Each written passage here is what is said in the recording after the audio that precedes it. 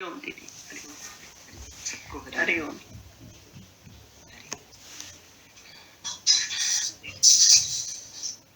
शंकरं शंकराचार्यं केशवं बादरायणं सूत्रभाष्य कृतो वन्दे भगवन्तौ पुनः पुनः।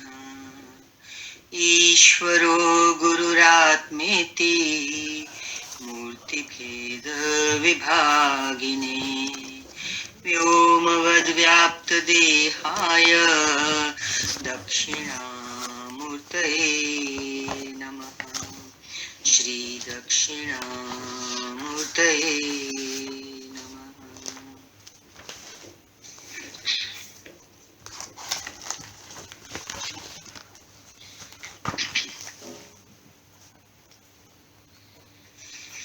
विवेक चूड़ामणि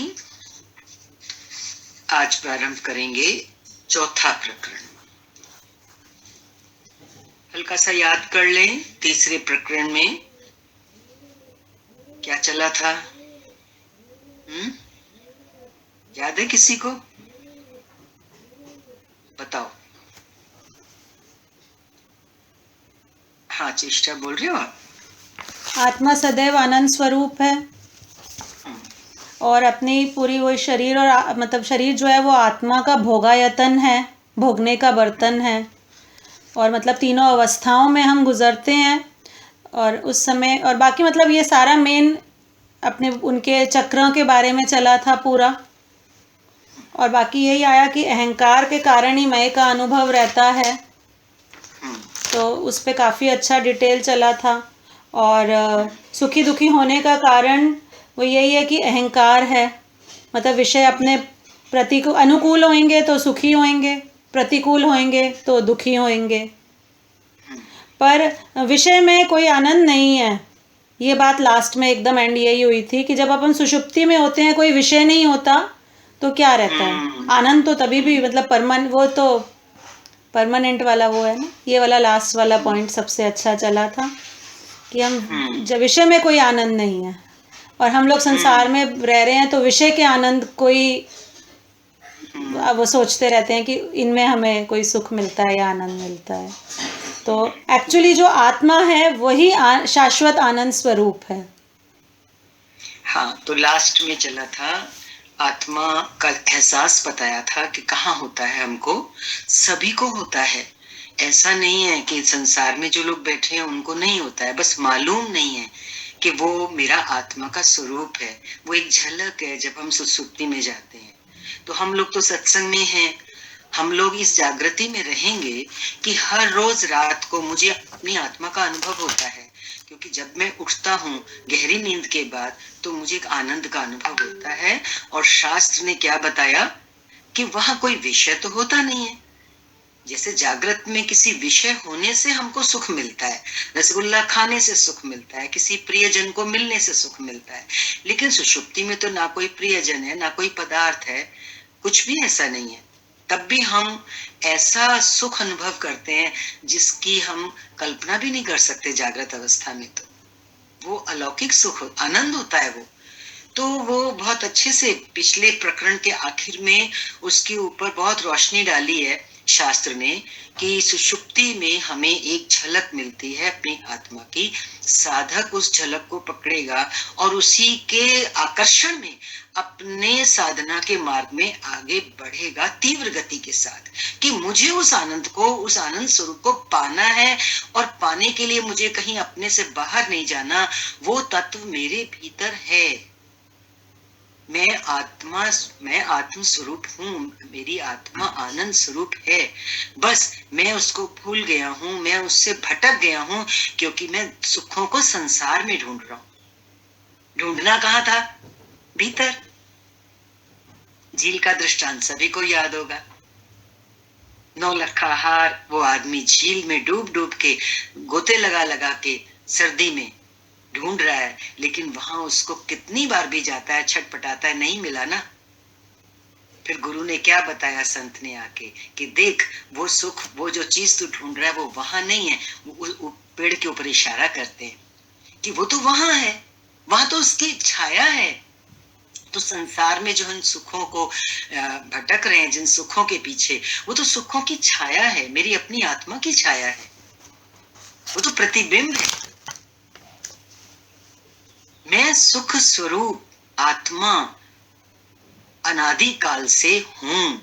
बस इसी पॉइंट को लेके तीसरे प्रकरण को समाप्त किया था। अब ले रहे हैं चौथा प्रकरण, और इसका विषय है माया निरूपण। माया के विषय में बताएंगे। अब देखो, ये ना शास्त्र चल रहा है, बहुत ध्यान पूर्वक और बहुत ही गंभीरता के साथ इसको जितना समझने की कोशिश करेंगे तो उतना ज्यादा हमें लाभ होगा। राइट? तो सब लोग ध्यान दें। पहला श्लोक इसका ले रहे हैं, माया निरूपण का। जो अव्यक्त नाम वाली त्रिगुणात्मिका अनादि अविद्या परमेश्वर की अपरा शक्ति है, बस वही माया है। इसको खोलेंगे। शब्द इसमें पहली लाइन में जो आए हैं सारे एकदम नहीं समझ आता, फिर भी सुने दोबारा इसको। जो अव्यक्त नाम वाली, वो जो माया है उसको क्या कहते हैं? अव्यक्त। अव्यक्त है वो माया, क्योंकि माया कहाँ छुपी हुई है? जब तक वो प्रकट नहीं होती। शिव और शिव की शक्ति। माया क्या है? परमेश्वर की शक्ति है। तो जब तक वो संसार रूप में, जगत रूप में प्रकट नहीं होती है तो वो त्रिगुणमयी। प्रकट होकर तीन गुणों से अपना काम करती है। लेकिन जब प्रकट नहीं होती है, अप्रकटीकरण स्थिति में होती है, तो कहाँ होती है? तो उसी सत स्वरूप में ही अव्यक्त रहती है। समझते हैं ना, अव्यक्त और व्यक्त। तब वो वहां पे दिख नहीं रही, पता नहीं लग रहा उसका कुछ भी। जगत रूप से तो हम देख रहे हैं माया को इस समय, लेकिन जब जगत नहीं है, सृष्टि नहीं है, तो तब वो अपने मूल परमेश्वर में कहो, शिव में कहो, उस सत्य में कहो, उसमें अव्यक्त रूप से रहती है। जो अव्यक्त नाम वाली, कौन है अव्यक्त नाम वाली? त्रिगुणात्मिका अनादि अविद्या, परमेश्वर की ये शक्ति बता रहे हैं, अपरा शक्ति। इसको भी आगे अभी व्याख्या में बताएंगे। अपरा वैसे आपने सुना हुआ है, परा और अपरा। ये कैसी है शक्ति? ये अनादि है। जैसे वो सत परमेश्वर आत्मा अनादि है, ऐसे ही ये माया भी कैसी है? अनादि है, क्योंकि उसी की शक्ति है ना। आप और आपकी शक्ति आपसे अलग तो नहीं है, एक ही हो ना। ऐसे ही शिव और शिव की शक्ति, शिव और शक्ति में माया, वो एक ही है। इसलिए उसको अनादि बोला। अनादि बोला और अविद्या बोला। अनादि अविद्या परमेश्वर की अपरा शक्ति है, वही माया है। देखो कितना एक शब्द जो हमने ऐसे ही कैजुअली सुना होता है, माया माया, है ना। यहाँ पे कितना अच्छा उसको खोल के बता रहे हैं शास्त्र के माध्यम से, जितना भी समझ आए। हम पहली बार जब सुनते हैं तो हमारे अंदर ये शब्द चले जाते हैं, फिर दूसरी बार तीसरी बार जब भी सुनेंगे तो वो और खुलता है और खुलता है। तभी कहते हैं ना, शास्त्र का अध्ययन बार बार करो, एक बार करके मत सोच लेना कि पढ़ लिया हमने। तो आगे कह रहे हैं कि वो जो अनादि अविद्या परमेश्वर की अपरा शक्ति है, ये माया जो है, इसी से सारा जगत उत्पन्न हुआ है। बैठे हैं हम जगत में, कितनी अच्छी बात है, हमें शास्त्र बता रहा है कि जगत की उत्पत्ति कहाँ से हुई। तो बोल रहे ना, माया से ही सारा जगत उत्पन्न हुआ है। बुद्धिमान लोग इसके कार्य से ही इसका अनुमान करते हैं। माया का जो कार्य है उससे ही इसका पता लगता है। और खुलेगा, व्याख्या देख लेते हैं। एक ही परमेश्वर की दो शक्तियां हैं, जिन्हें परा और अपरा कहते हैं। परा शक्ति कैसी है? चैतन्य स्वरूप है। हम अपने शरीर से भी देख लें, हमारे अंदर ये दोनों चीजें हैं। अपरा शक्ति से हमारा ये जड़ शरीर बना है, सूक्ष्म शरीर बना है। लेकिन ये जड़ शरीर, स्थूल शरीर और सूक्ष्म शरीर चलता किससे? उस परा शक्ति से ना, जो चेतन है। हम सब सहमत हैं इस बात से। हम चेतन सहित यहाँ बैठे हैं ना, तभी बोल रहे हैं, सुन रहे हैं, देख रहे हैं। परा प्रकृति चैतन्य स्वरूप है और अपरा प्रकृति को जो अभी ऊपर श्लोक में बोला, क्या बोला? अव्यक्त। अपरा प्रकृति को अव्यक्त कहते हैं। ये अव्यक्त प्रकृति जो 3 गुणों वाली है, रज, सत और तम, ये अव्यक्त प्रकृति जड़ है। बहुत बार आ रही है ये बात। ये अव्यक्त प्रकृति कैसी है? जड़ है। हमारे शरीर से लेके पूरा जगत में जो कुछ भी हम सृष्टि में देख रहे हैं, ये सब जड़ जड़ जड़ है। जो ये जड़ जो है प्रकृति, ये सत्व, रज और तम 3 गुणों वाली है। तो अपरा प्रकृति जिससे सारा ये जगत बनता है, ये कैसी है? 3 गुणों वाली है। हमारे आपके लिए ये 3 गुण नए नहीं है, बहुत बार सुन चुके हैं, सबको अच्छे से अंदर में होगा। कौन से हैं 3 गुण? सत्व, रज और तम। सृष्टि का निर्माण, पीछे पढ़ के आए हो ना अभी विवेक चूड़ामणि में ही, सृष्टि का निर्माण कैसे हुआ? सृष्टि का निर्माण जड़ प्रकृति से ही हुआ है। चैतन्य प्रकृति फिर क्या करती है? जड़ प्रकृति से एक बार जब ये निर्माण हो गया सृष्टि का, तो जो परा प्रकृति है, चैतन्य प्रकृति, वो उसके भीतर रह करके उसके माध्यम से ही सृष्टि का निर्माण करती है। जड़ प्रकृति के अंदर जब तक परा प्रकृति, चैतन्य प्रकृति नहीं होगी, तो अकेली जड़ प्रकृति सृष्टि का निर्माण नहीं कर पाएगी। जब ये शरीर मृत हो जाता है, परा शक्ति इसमें से निकल जाती है, चेतन जो है, तो क्या ये शरीर कुछ कर पाता है? नहीं ना। ऐसे ही जो अपरा शक्ति है वो अपने आप कुछ नहीं कर सकती, उसके अंदर ये परा शक्ति, ये चैतन्य शक्ति परमेश्वर की निहित जब होती है, तभी सृष्टि का निर्माण होता है। ये बताया यहां तक। ईश्वरीय शक्ति होने से ये जो त्रिगुणात्मिका शक्ति है, अपरा शक्ति जिसकी बात चल रही है, देखो 3 शब्द आ रहे हैं इसके लिए, त्रिगुणात्मिका शक्ति, अपरा शक्ति और जड़ शक्ति। ये कैसी है शक्ति? अभी बताया ना, ये है तो ईश्वर की ही। अब ईश्वर की शक्ति होने के कारण ये अव्यक्त भी कैसी है अव्यक्त, लेकिन अनादि है, इसका कोई आदि अंत नहीं है। अब जब सृष्टि का निर्माण होता है, तो ये शक्ति, ये अपरा शक्ति, जो जड़ शक्ति जिसको कह रहे हैं, ये किसका काम करती है? ये उपादान कारण का काम करती है। किसी भी चीज के बनने में 2 कारण होते हैं, निमित्त कारण और उपादान कारण। कुम्हार घड़ा बनाता है, घड़ा किससे बनता है? मिट्टी से।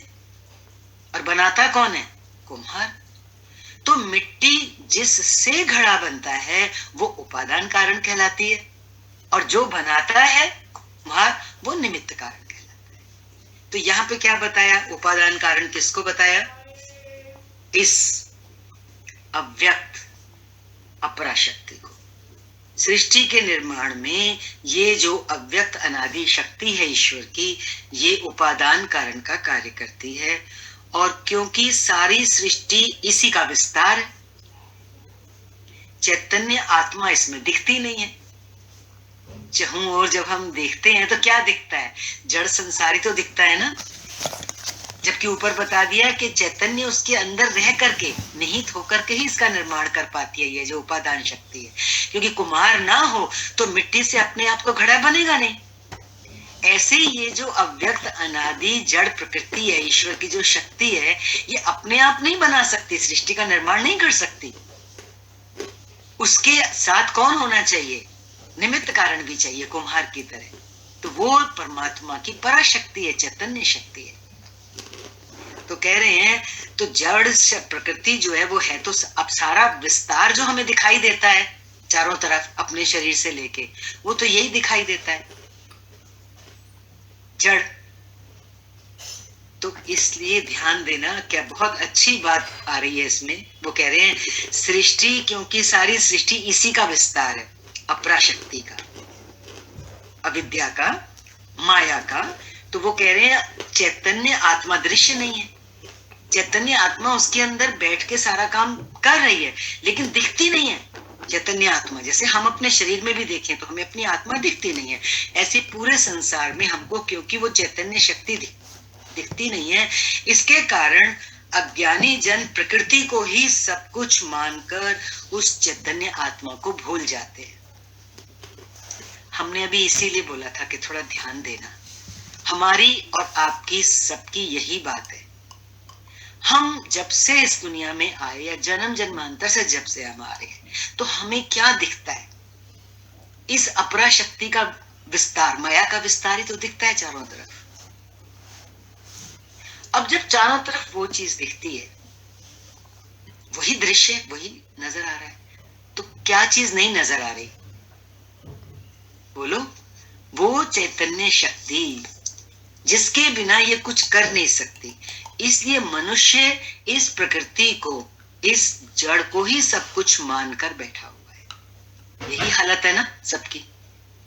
विचार कर लो, तभी आगे बढ़ पाओगे कि हाँ, हमने क्योंकि हमें यही दिख रही है, यही दिख रहा है, संसार ही दिख रहा है।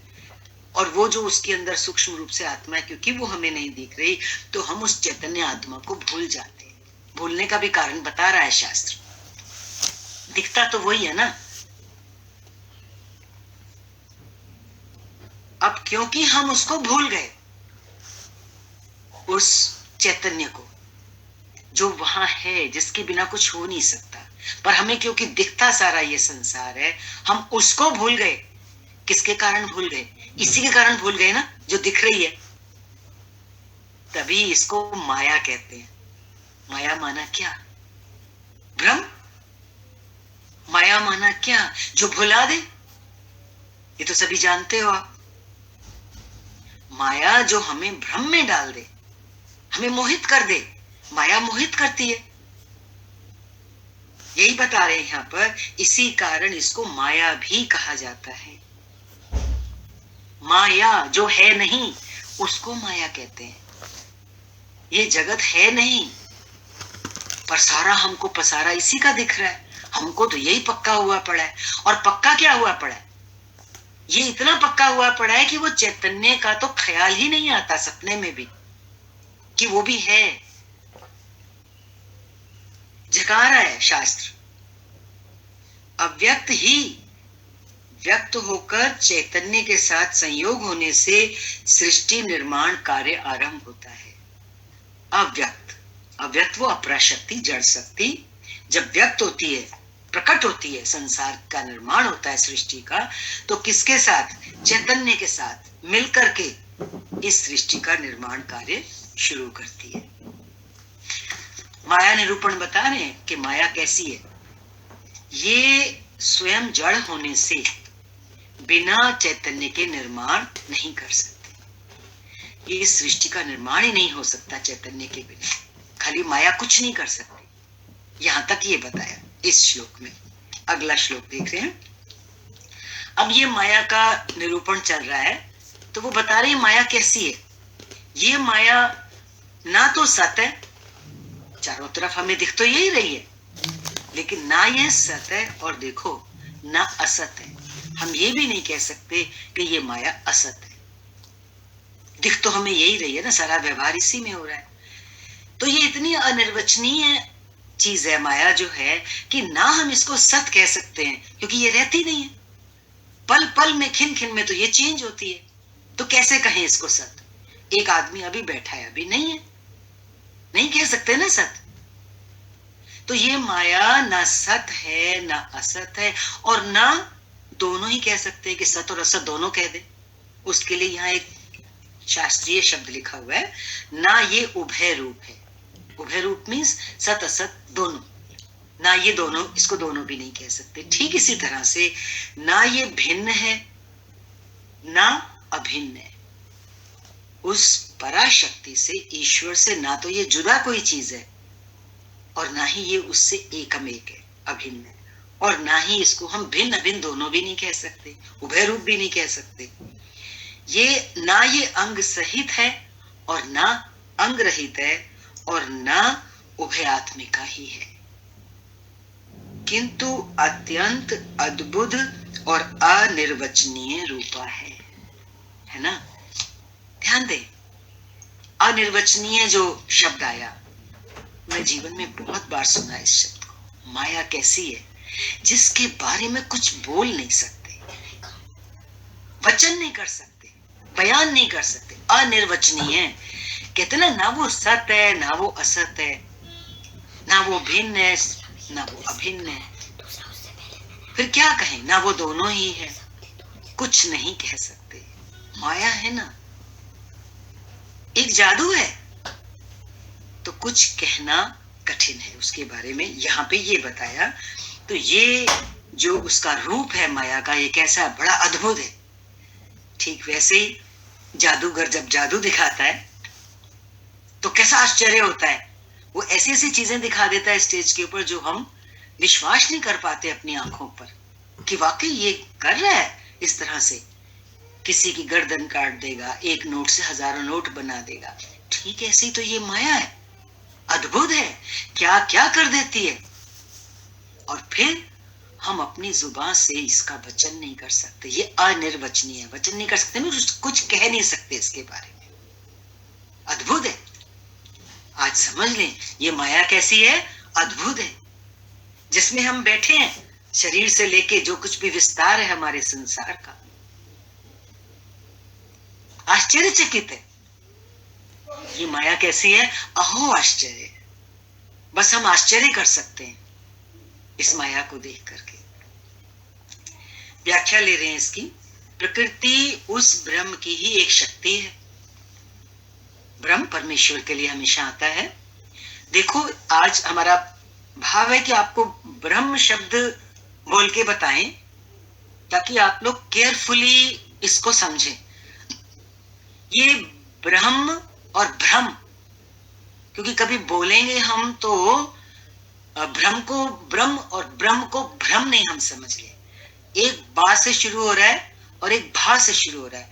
तो ब्रह्म जो बा से शुरू होता है, अब बोलने में तो आपके सामने लिखा हुआ तो है नहीं, बोलने में आपको ध्यान देना पड़ेगा, या उसके भाव से जो हम बोलेंगे उससे क्लियर हो जाएगा।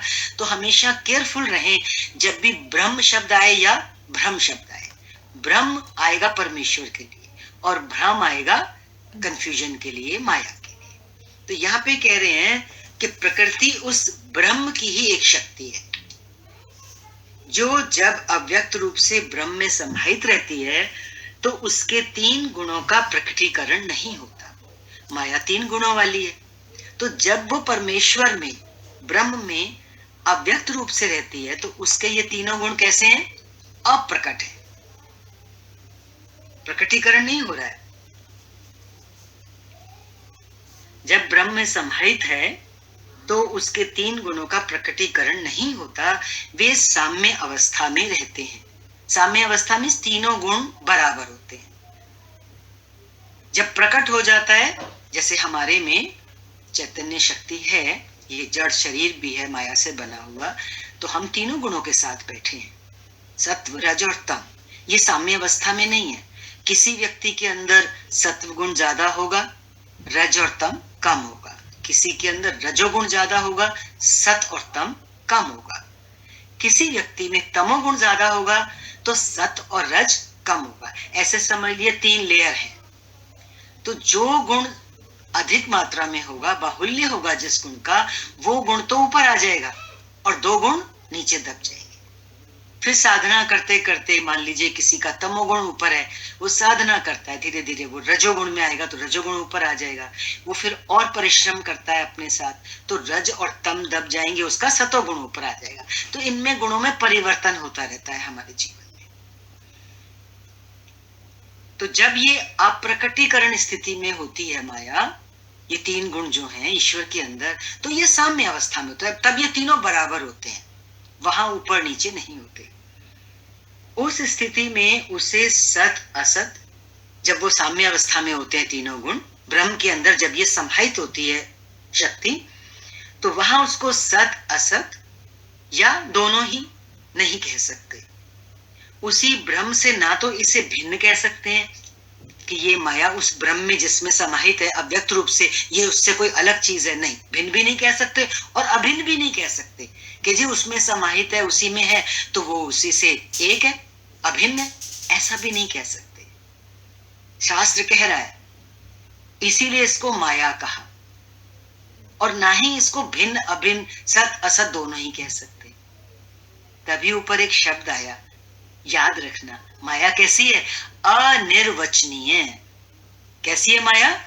अनिर्वचनीय। कुछ नहीं कह सकते इसके बारे में, क्योंकि जब ये ना सत है, ना असत है, ना उस परमात्मा से भिन्न है, ना अभिन्न है, उसके लिए ये भी नहीं कहा जा सकता कि वो अंगों वाली है या अंगों के बिना है या दोनों ही है। अव्यक्त की स्थिति ऐसी है। अब आपको कैच हो रहा है ना सबको? अव्यक्त, अव्यक्त मीन्स जब वो उस ब्रह्म में समाहित है, अप्रकटीकरण रूप से है, उसका प्रकटीकरण नहीं हुआ है तीन गुणों वाली माया का। तो क्या कह रहे हैं कि अव्यक्त की स्थिति ऐसी है जिसका कुछ वर्णन नहीं किया जा सकता। मैं दोबारा रिपीट कर रही हूं, ये त्रिगुणात्मिका माया जब ब्रह्म में समाहित रहती है, अप्रकट रूप से होती है, तो वो क्या कह रहे हैं, जब वो अव्यक्त है तो उसका कुछ वर्णन नहीं कर सकते, नहीं समझ सकते हम उसको। व्यक्त होने के बाद ही, जब वो व्यक्त होती है त्रिगुणात्मिका माया इस सृष्टि के रूप में, तब उसके गुणों के आधार पर, तीन गुण है ना, रज तम और सत, तो उसके गुणों के आधार पर उसकी व्याख्या की जा सकती है। ज्यादा भारी तो नहीं हो रहे हैं? हाँ, सुनना है, सुन सुन सुन सुन के ही होगा, एक बार नहीं। इन चीजों को कई बार सुनेंगे, ये बैठ जाती हैं चीजें। फिर जीवन में जब हम परिश्रम करते हैं अपने साथ, तो उसका लाभ ज्यादा होता है। शास्त्र की फाउंडेशन बहुत हेल्प करती है, क्योंकि जब तक हमने अपने को ही नहीं समझा, तो हम अपने को अपने अवगुणों से, अपने विकारों से जब ऊपर उठाने का प्रयास करते हैं, थोड़ा मुश्किल हो जाता है। तभी सदगुरु का वचन है ना, शास्त्र जरूर पढ़ो। तो हिम्मत रखनी है, नहीं भी समझ में आए तो मत सोचना कि समझ नहीं आ रहा, आपके पास सब कुछ पहुंचता है। बार बार उन्हीं वचनों को सुन के बैठ के क्लैरिटी करो। तो क्या कह रहे हैं, जब ये व्यक्त होती है तो उसके बाद ही इसके गुणों के आधार पर इसकी व्याख्या की जा सकती है। अगला श्लोक है, रज्जू के ज्ञान से, रज्जू रस्सी, रस्सी के ज्ञान से सर्प भ्रम के समान वो अद्वितीय शुद्ध ब्रह्म के ज्ञान से ही नष्ट होने वाली है। अब इस माया ने हमें घेर रखा है, माया का पर्दा ना, कहते तेरी आंखों पे माया का पर्दा पड़ा हुआ, ऐसे बोलते हैं ना, है? अब जब किसी को रस्सी में सांप दिखता है, वो सांप का जो अज्ञान कहो या डर कहो, वो कब जाता है बताओ? जब रस्सी स्पष्ट रूप से दिखती है। हम भी इस माया के भ्रम में ही तो बैठे हैं, ये चला ना अभी पूरा। भ्रम में बैठे का मतलब ये कि चारों तरफ हमको कह रहे दिखती तो वही है, वही दिख रहे, इसलिए हम आत्मा को भूले हुए हैं। तो ये जाएगा कब? ये भ्रम, हमारी आंखों पे जो पर्दा है माया का, ये जाएगा कब? ठीक वैसे ही, जब तक रस्सी दिखेगी नहीं तो सांप का डर जाएगा नहीं। जब तक आत्मा का दीदार नहीं होगा, तब तक ये माया का भ्रम नहीं मिट सकता, ये पर्दा नहीं हटेगा। तो क्या बोला? क्योंकि ईश्वरीय शक्ति, नहीं सॉरी, अभी ऊपर श्लोक चल रहा था, रज्जू के ज्ञान से सर्प भ्रम के समान वो अद्वितीय शुद्ध ब्रह्म के ज्ञान से ही नष्ट होने वाली है। शुद्ध ब्रह्म, परमेश्वर का ज्ञान जब होगा तभी ये नष्ट होगी माया। अपने अपने प्रसिद्ध कार्यों के कारण, माया के तीन कार्य कौन से हैं? सत्व, रज और तम, ये उसके तीन प्रसिद्ध गुण हैं। यहाँ पे ये तीन गुण का हिंट दिया है, क्योंकि ये तीन गुण आगे चलेंगे।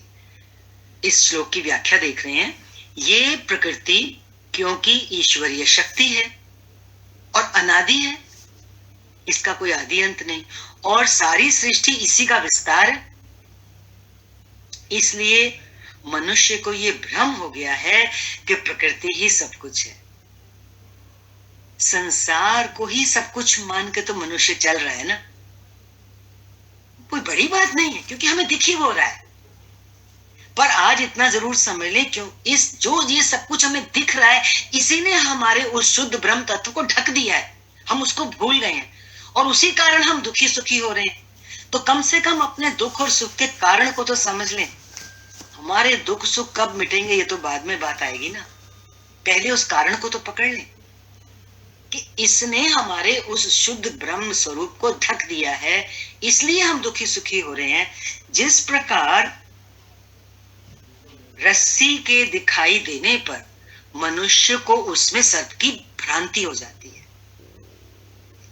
जिस प्रकार रस्सी के दिखाई देने पर मनुष्य को सांप की भ्रांति भ्रम हो जाता है और उसे प्रत्यक्ष देखकर ही मिटाया जा सकता है।